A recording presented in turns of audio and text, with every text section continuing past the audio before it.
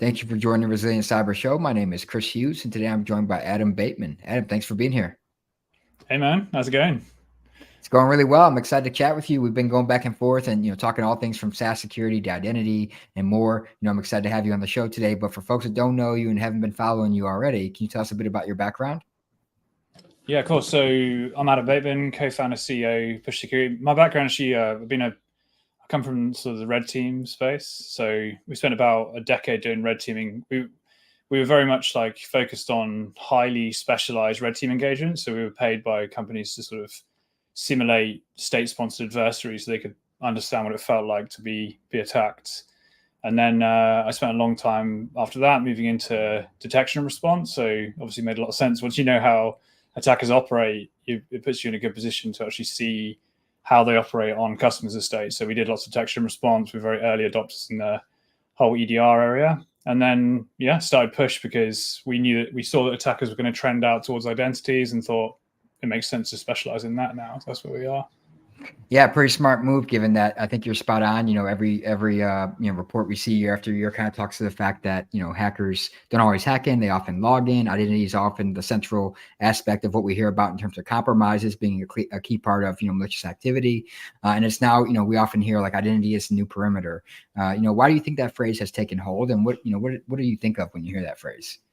Yeah, man. I mean, it's really, you've been in the same spot, right? It's pretty interesting because I know that you wrote a paper on, SaaS sprawl and the whole SaaS area and how that's part of the attack surface quite a long time ago. And I think you and I have been from similar space where we've sort of seen this space emerging, but no one's really paying that much attention to it. And then suddenly, I think really it was the beginning, the second half of last year, mostly, there were loads of breaches. Lots of people are talking about it. Identities come to the front.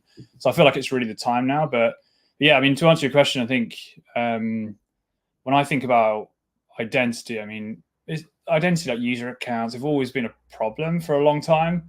I think the reason it's getting this front and center right now is just because the volume and like how dispersed all the identities are, right? So people are just shuffling more and more systems online. Like when they had sort of internal hosted intranet apps and that sort of thing, they were a problem, but they're released inside your network. But now people are shifting everything out to the cloud. Identity just sprawled all over the place. But also you have this huge decentralization. So everyone's trying to get everything into IDP or SSO, so you have a single identity. But the world's gone super self-service. So everyone just signs up to apps on their own and they put company data in there. Yeah, so you just have this like huge proliferation of identities, which are really difficult to centrally manage. So we talk a ton about how, in the 2000s, the perimeter was open ports on public IP address range. That was what you did. You port scanned, you broke into different services and pivoted through DMZ into the internal network. That got harder. Attackers then shifted to doing endpoint sort of attacks, which is where EDR came up and defended. Now that's got more expensive. Now that's why people say identity is a new perimeter, because it's now, vulnerable internet-facing credentials which are scattered across the cloud. Yeah, you actually said something that made me think about something. We published that SaaS governance white paper with Cloud Security Alliance a couple of years ago now, but we've seen an uptick in focus around software supply chain security, including SaaS companies. And you kind of touched on the centralization aspect of that, with everyone kind of trying to consume, identity as a service, right, from service providers, and not to name names or companies, but those companies obviously become big targets in the industry as well for malicious actors. How do you think that's played out in the software supply chain space, where we see these identity service providers now becoming these big targets? Like, how do you kind of navigate that? Because you don't want to manage everything yourself, but obviously there's a risk of outsourcing it to another party as well. Yeah, 100%. I mean, it makes a ton of sense that they're, centralized targets, and you see that a lot. But it does make me question as well, like how much of that, I mean, certainly the attacks are happening there. If you can own a centralized like identity provider or whatever, and then you can use that to pivot through and get access to everything else, you've got keys to the kingdom. It's the same as if you go back to the kind of days of doing internal pen testing, you can go and pick off little dev servers, but what do you go for? You go for the domain controller, right? You go for the keys to the kingdom, and then you can get access to everywhere else. But yeah, I mean, it does also make me wonder though, how much are the attacks there predominantly because of the fact that's where the visibility is, right? Because these sort of dispersed applications that sit outside of that, there's just no logging. You can't see anything at all. So it's definitely, absolutely majority of those attacks are happening inside the identity provider, I think that's a safe bet. But that doesn't mean no attacks are happening elsewhere. And so if I think back to my pen testing days, the equivalent is I would try and break into a company. Yeah, I'd poke around with a VPN endpoint and the main corporate website. But normally, 9 times out of 10, they are the most locked down. And so then you're just spraying across and picking off some dev server. And that's the thing against you actually. So you get a foothold onto a dev server, pull the hashes out, you spray it across everything else, you compromise all the other stuff that's on the perimeter, right? So it's the same thing. You're in a similar position where if you looked at you've probably got logging around your main corporate website and your main VPN endpoint, your Citrix box.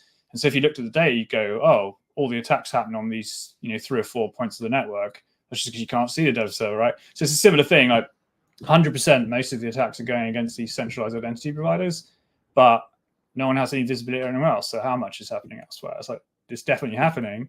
And we need to sort of get those things pulled into one place so we can, even kill across the whole thing. Yeah, you're kind of laying out the complexity of the modern ecosystem, as you talked about. Many organizations have like multiple identity providers. Some may be hosted internally with a combination of external identity providers and SaaS companies that are providing identity as a service. And then you have disparate identities and permissions associated with that, and so on. Like this access sprawl, that's really hard to untangle. How do you recommend organizations start to get a handle on that, and like where do they focus initially to get like the most bang for their buck in terms of ROI of attention? Yeah, man. What you pick up there is wild. So we obviously help people stop identity-based attacks. So we have data across a number of different companies, and I can tell you, we've seen the same pattern over and over again, where what people imagine they have is, or that they want to get to, is one identity per employee inside the company, maybe with YubiKey or whatever that might be, and then all the accounts, all the applications behind that, and that's. Absolutely. That is the dream. That's what we want to get to 100%. But it kind of, it's a really difficult state to get to. It's a little bit like saying, I just want to patch everything, right? Like you obviously want to aim for that, but there's always outdated systems, and the systems aren't on the domain. There's systems that get removed and like updates break and all that kind of stuff. So yeah, it's one of those things where you sort of imagine you have a single identity provider with everything behind it. But the actual reality is that what people have is, you have identity providers hanging off of identity providers, hanging off identity providers. So you might have a primary IDP, but then you've got stuff like, GitHub's an IDP, and then that connects off to like 5 developer tools behind it. And then you've got things like Xero, an accounting system, which is an IDP for a bunch of stuff behind that. And you just find all this obscure stuff. And then what we found is about, something like 60+% of apps just have no SAML support at all. If they do have SAML support, it's really inconsistent. So what a lot of people don't realize is, if you let's say there's a team inside the company and they sign up to an application, they put loads of company data in there, and then you grab that and go, okay, I need to get this onto SSO. When you plug it into SSO, it doesn't just automatically delete all those local accounts. Like, they still exist. Sometimes they're locked down, you can't get access to them, but depending on the implementation, a lot of times people can go to the login page of that app and you get a choice: sign in with SSO or sign in with a password. And those passwords are still vulnerable to like cred stuffing and password spraying and everything else, right? So I'm just saying that my point is that I'm not discouraging it. It's like 100% the way the whole industry needs to go is one single identity provider with everything locked down. But the reality is just way more complex than that. And so the thing I recommend to people is that if you roll out patches across the whole system, you verify it with vulnerability scanning, right? You check regularly and you understand your state. So why doesn't that happen with identity? Like, why do people just sort of go, okay, I'm got everything behind this particular SSO provider, so I'm good? We should also be verifying and checking, is it still in that state? Has someone made a configuration change? Has someone created like a backup MFA method? So even though I'm using, MFA method that can't be phished, it doesn't mean that there aren't also alternative backup ones that can be used and phished, and then you can get access to the account. We see that sort of stuff all the time. Yeah, I was going to ask you, you're kind of pointing out this difficult dichotomy that we have, where one side of the equation is so many identity providers and identities and permissions and sprawl and complexity and lack of governance. And the other is centralization, which obviously makes, a rich, centralized target, right, for adversaries to kind of focus their attention on. But the alternative of governing that sprawl at scale is just, it's not good.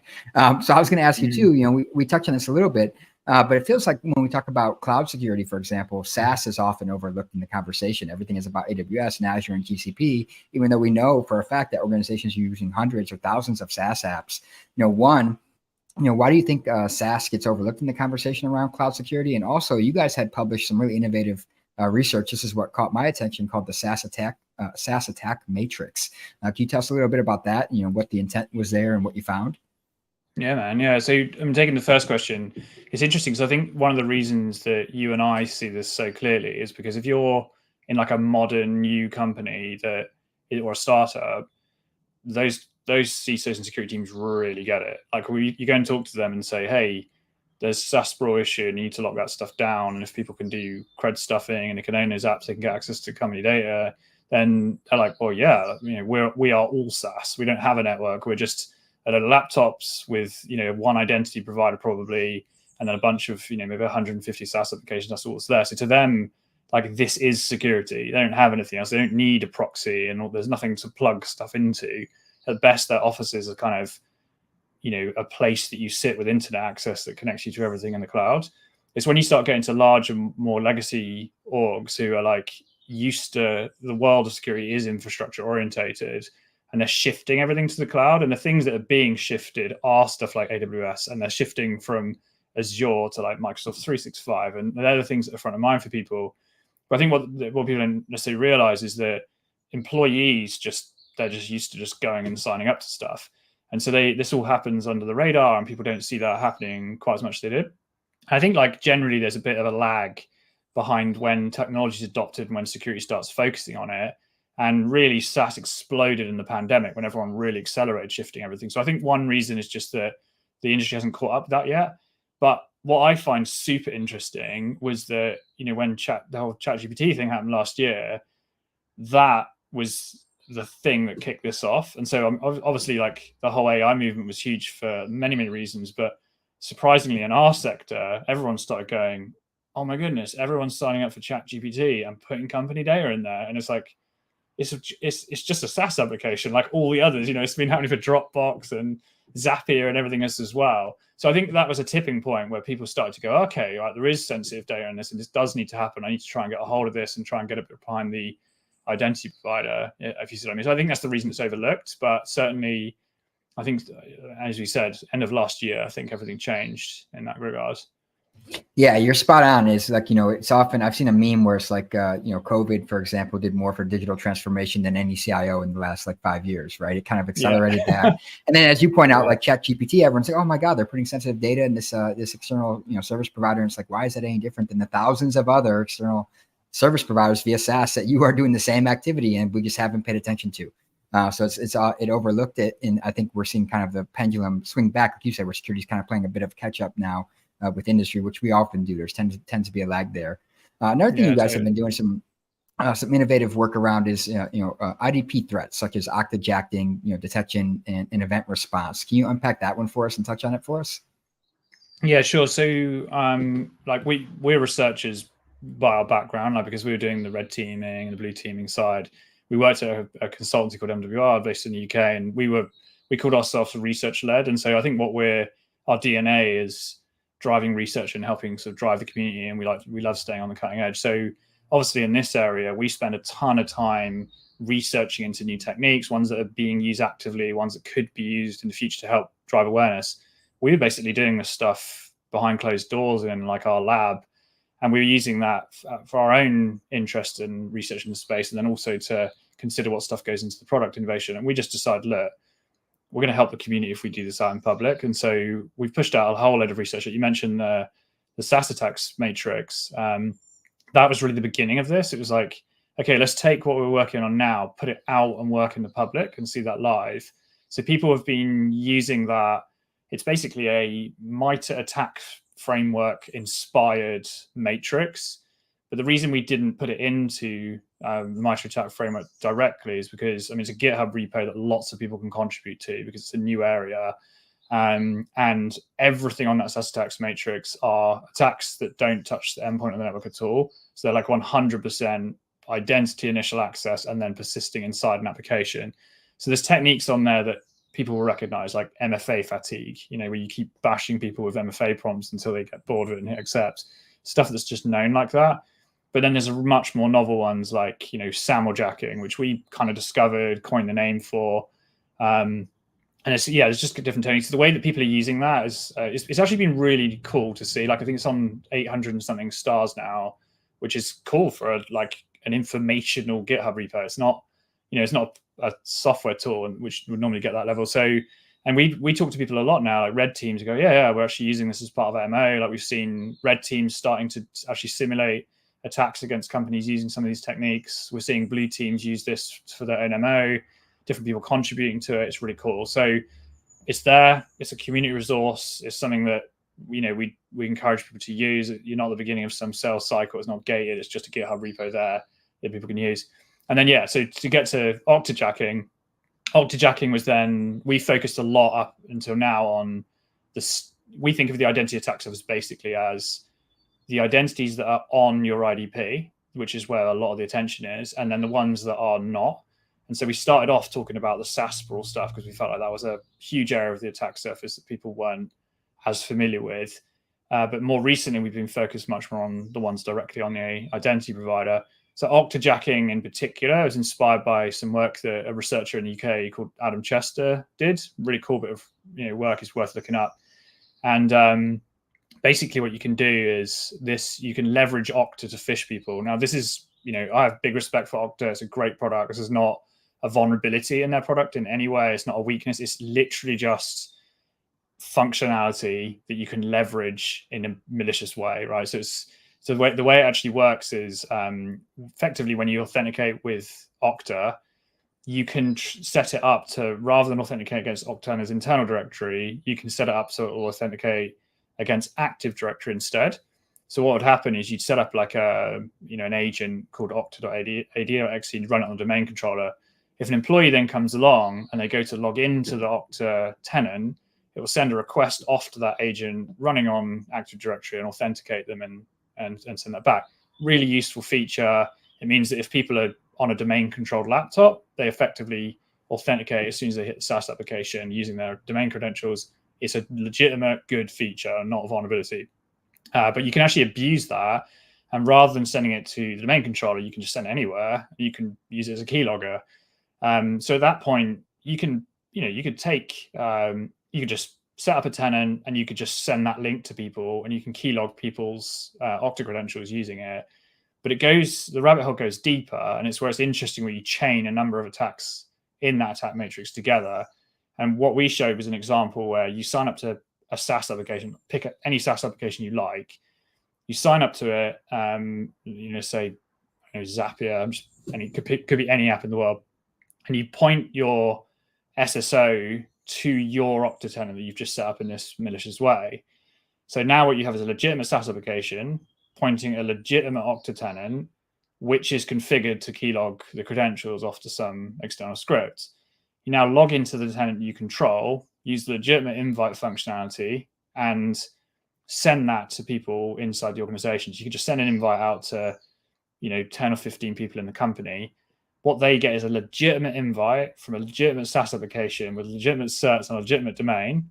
They click on it, they sign up to the application, hit a legitimate application, legitimate domain, get redirected, the credentials get stolen. So it's kind of crazy because you're showing that you don't touch the network. It's completely in the cloud. And it's like end to end, nothing suspicious. They're highly effective. And so I know red teams have been using this, and Adam Chester, he sort of originally found some of this technique, and we just effectively applied it to a different stage of the kill chain, which is why we credit him in that work. It was a super awesome finding. We thought it was really interesting.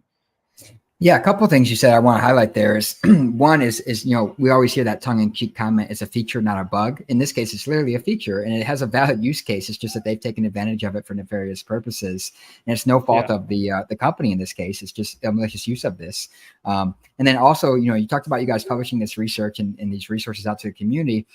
And I'm not in marketing or sales, but I'll tell you as a practitioner, that caught my attention, and I think it helps give you guys credibility as a security leader in this space with the community of providing these resources for free. And then people think, hey, I have a really gnarly identity security problem. Who do I think of? Oh yeah, the company that's been providing this great information out to the community. So I think that's a great technique for a company that's young and trying to grow their brand, for example. I think I like what you guys are doing there. And then the last piece is you talked a lot about the you talked about the lack of touching the network in some of these activities and attacks, for example. And we've heard, folks say that the browser is like the new operating system. And I've seen you all say, if that's the case, like push security is the new EDR. Can you elaborate on what that means exactly in that context? Yeah, we've been saying that a lot recently. So I mean, again, in this world, as we said, it's if you imagine the normal EDR is covered because it's got the whole operating system, people are moving into the browser and working inside the browser, and so are attackers. So all these identity-based attacks are happening between the browser and the authentication mechanism of the IDP, the SaaS application, whatever it might be. And so that's where we're interested, is that link between the browser and the app.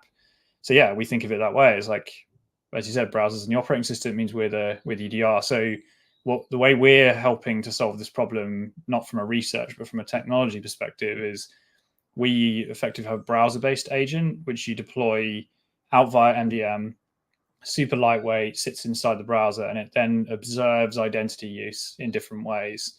And so we really think about two different aspects to our offering, like our product. One of them is proactive. So we map out all of the identities that exist. Every time an employee uses an identity, they sign up for one, we can pick up the fact it exists. If it's vulnerable, like to cred stuffing, password spraying, like if it has MFA, if it's using a phishable MFA method, and help people lock it down. But the bit we're now moving into is much more typically detection and response, or typically EDR, which is the detection and response area. So we're actually doing things like preventing phishing attacks. So you can do stuff like the extension will observe if an employee logs into the IDP, and then it will pin that password to the login page, and then they can't enter anywhere else, right? So, and like we were quite, I was really proud of the team when they came up with this, because it's such a simple technique. But if you think like a lot of phishing techniques are using like domain reputation and stuff like that, which isn't foolproof. It's good and it's getting better with AI and other things, but this is just like, this password belongs to that login screen and nowhere else. So if you try and enter anywhere else, blocked, job done. So yeah, that's the kind of stuff that we're now exploring, and then we're doing in-browser detection of evil jinx and like no VNC and those kinds of things as well. So we think that this is a really positive development that the industry can do to sort of help people with this area. So we're really doubling down on that. So you're going to see a lot of the research that comes out now will be around that kind of area. Like we're thinking a lot more about how these sort of in-browser attacks can work and be deflected. Very cool. And then, so, we talked about how I found you all via LinkedIn, the research you're publishing, the communication and thought leadership around this space. And I saw none other than CISO, LinkedIn's own CISO, Belknap, make a comment that, push security is, does what for identity what CrowdStrike does for the endpoint. So first off, that's quite the endorsement on a platform like LinkedIn from their own CISO. And we've talked a lot about the complexity of this space. Identity sprawl, on-prem identity providers, cloud, SaaS-based providers, malicious activities of benign features that are not necessarily using anything nefarious, but just using it in nefarious ways. How do organizations start to get a handle on the identity threat landscape, given how complex it is? Like where are some tangible first steps you recommend if people are starting on this path? Yeah, we were quite happy with that quote from from Jeff. Been talking to him quite a bit actually. So he obviously used to work at Palantir, and Palantir released a browser extension that did something similar as open source, and so he was quite familiar with this particular technique and knows quite a bit about that side. So yeah, that's where I think it's kind of interesting. But yeah, I mean the identity attacks, I think the thing that's interesting about it, I mean, we decided to go the in-browser route, and so obviously we explored all the different ways that you could solve this problem. We built a product in that vein because we felt personally it was the best way to solve that problem, right? So there is a bit of bit of a thought there, but I think it's interesting because if you think about traditional perimeter with open ports and IP addresses, you can port scan that and you can vulnerability scan that.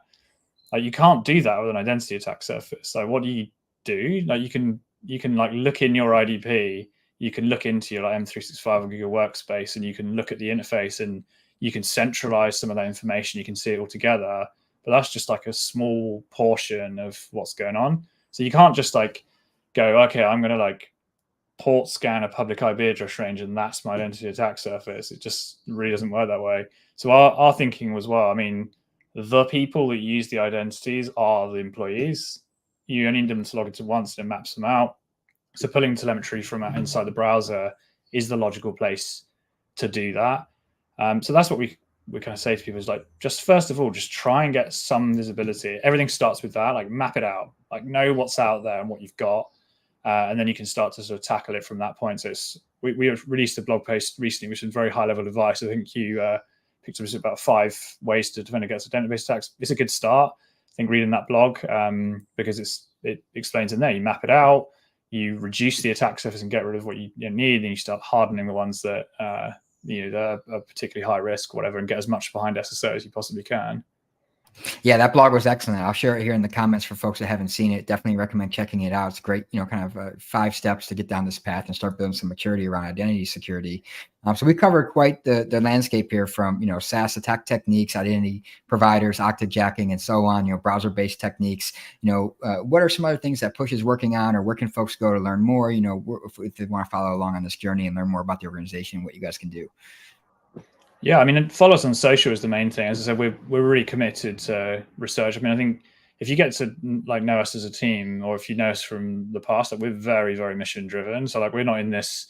We sit here. We're talking about this problem, not because of the fact that we've built a solution to it. It's the other way around. We were security practitioners for a long time. We were like, okay, endpoint is getting more expensive. Where are people going to go? They're going to go here. This is going to be a problem for the industry. Let's build a solution to it. So I'm just saying that we were problem oriented first and contribution to the community first. And so we're really pushing out a lot of research. I mean, it's great. It's good for marketing and as well, but it's we're really in this to make a difference and see what's happening. So I think follow us on social, look at our blog, look at the mailing list. We're pushing out as much research as possible. Love to hear from people to, if there's things that are more interesting you'd like to hear from. We're very committed to sort of making that happen. So yeah, we as I said before, we started off doing a lot more research in the SaaS sprawl, outside of your IDP. We're starting to move in to the IDP, looking at more advanced ways to do phishing attacks and good ways to sort of defend against those. Inside the product, we're starting to look at more raw telemetry, that you can feed back into a SIM or a SOAR, things like extension installed, extension uninstalled, file uploaded, file downloaded, just that kind of stuff. And we're feeding that back into the community. Just people are giving us feedback on what's useful there. So they can do things like cross-correlate their data with the endpoint data, right? Endpoint got compromised. What sessions did an employee have active on different applications at that time where the employees could, or the attacker could have gone in and started stealing data. So yeah, I think it's this loop basically between us implementing stuff in the product, and then we're writing good blogs about both the attack and the defense for it, and that kind of thing. So yeah, short answer: follow the research. We'll do our best to sort of enlighten the community as much as we can. Yeah, it makes sense. I mean, I've learned a lot just from reading your guys' resources and following along. And honestly, the way you just articulated that, we talked about the kind of the browser becoming a new OS. The way you articulated that around extensions and changes in the browser, for example, is exactly how you'd start to kind of analyze malicious activity on an operating system. So you led right into that with that. And the last question I ask everyone on the show is, what does the term cyber resiliency mean to you? Yeah, I mean, I've always thought about it as kind of. It always has to be I hate to say it, risk-based. It's what it's the right amount for the right company. I find we're quite passionate about people think about, we say about security purists, right? You can kind of over-engineer security in different angles, and it was actually interesting. Alan Alford, I listened to a podcast that he said, and someone was talking there about how do you prioritize and how do you put risk in different areas. And there's something they discussed on that, which I thought was really interesting. They were saying, look, it's kind of like an insurance policy for a car. You need to take the amount and understand the overall risk and the value of the car, and then say, okay, how much as a percentage do I want to spend on ensuring protecting this? Do I live in a rough neighborhood, or how much do I care about this? If it got stolen, would I just buy a new one, and what would happen? And so for me, it's not just about going all guns in straight away. It's kind of really looking back and going who is targeting me? Am I going to be hit by an opportunistic attacker? Am I under a target attack? Just understand that first, and then build the right level of control out behind that. That's what I think about. And it's different spectrum for different companies. Yeah, I love that. Getting back to the fundamentals in terms of, understanding the value of the asset and then the cost of the control to protect that asset is like a fundamental security concept. So I love it. So we've run the gamut from OS, browser-based, security, SaaS attack techniques, identity malicious activities, and so on. So thanks so much, Adam, for coming on from Push Security. That's pushsecurity.com.